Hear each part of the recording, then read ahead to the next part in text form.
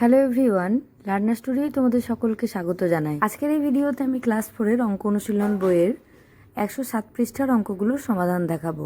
চলো আজকের ভিডিও শুরু করি। প্রথমে শূন্যস্থান আছে।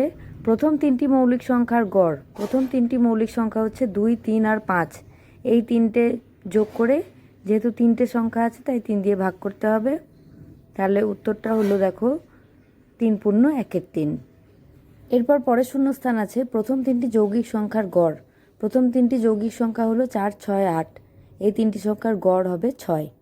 তারপর আছে প্রথম তিনটি বিজোড় সংখ্যার গড়। প্রথম তিনটে বিজোড় সংখ্যা হলো 1, 3 আর 5। এই তিনটে সংখ্যার গড় হবে 3। তারপর বর্গের জোড় ঝয়ের অঙ্কটা কষে দেখিয়ে দেব। তিনটে টাকার গড় নির্ণয় করতে দিয়েছে। প্রথমে ওই টাকাগুলোর যোগফলটাকে 3 দিয়ে ভাগ করতে হবে, তাহলে উত্তর হবে 7 টাকা 3 পয়সা, 7.32 টাকা। এরপর আছে 4টে 255-র গড়। আমরা জানি যোগের সংক্ষিপ্ত নিয়মকে গুণ বলে।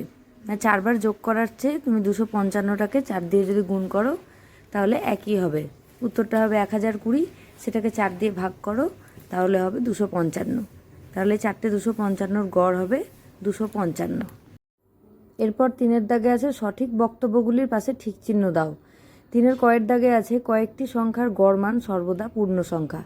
এটা ভুল, ঠিক নয়, কারণ গড় মান সর্বদা পূর্ণ সংখ্যা না হয়ে দশমিকেও আসতে পারে, তাই এটা ভুল। ক্ষয়ের দাগে আছে কয়েকটি সংখ্যার গড় মান সর্বদাই সব থেকে ছোট সংখ্যাটির চেয়ে বড়। এটা ঠিক, কারণ 1, 2 আর 3-এর গড় নির্ণয় করে দেখবে উত্তর হবে 2, তাহলে 1-এর থেকে 2টা বড়। গয়ের দাগে আছে গড় মান সমান মান সমষ্টি ভাজিত এককের সংখ্যা। এটা সঠিক। ঘয়ের দাগে আছে 0 ও 1-এর গড় 0.5। এটাও সঠিক, কারণ আমি দেখো পাশে করে দেখিয়ে দিয়েছি। 0 আর 1-এর যোগফল হচ্ছে 1। এবার 1কে 2 দিয়ে ভাগ করলে হবে 0.5, তাই এটা সঠিক।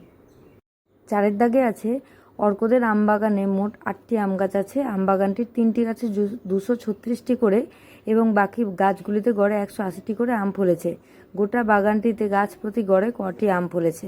3টি গাছে আম আছে 236টা করে, তাই 236 গুণ 3, আর তারপর বাকি গাছগুলোতে 180টা করে গড়ে, তাই 180 গুণ 5। এগুলো যোগ করে নেব, দিয়ে এবার 8 দিয়ে ভাগ করতে হবে, তাহলেই 201টি হবে উত্তর।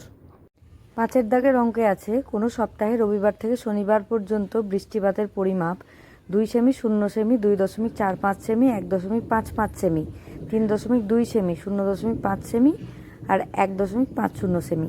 ওই সপ্তাহে গড় বৃষ্টিপাত কত? সবগুলো যোগ করতে হবে। যোগ করার পর দেখো রবি থেকে শনিবার পর্যন্ত দিন সংখ্যা হচ্ছে 7, তাই 7 দিয়ে ভাগ করতে হবে, তাহলে উত্তর আসবে 1.6 সেমি। আজকের ভিডিওটা এখানেই শেষ করছি। যেহেতু ভিডিওগুলো মেড ফর কিডস করা থাকে, তাই তোমরা এখানে কমেন্ট করতে পারো না, কমেন্ট সেকশনটা অফ করা থাকে। তাই আমি যখন কোনো পোস্ট করব সেখানে তোমরা চাইলে কোনো কমেন্ট করতে পারো। ভিডিওটা ভালো লাগলে অবশ্যই একটা লাইক আর শেয়ার করে দেবে। আর ভিডিওর নোটিফিকেশান সবার আগে পাওয়ার জন্য চ্যানেলটাকে সাবস্ক্রাইব করে পাশে থাকা বেল আইকনটা প্রেস করতে ভুলবে না।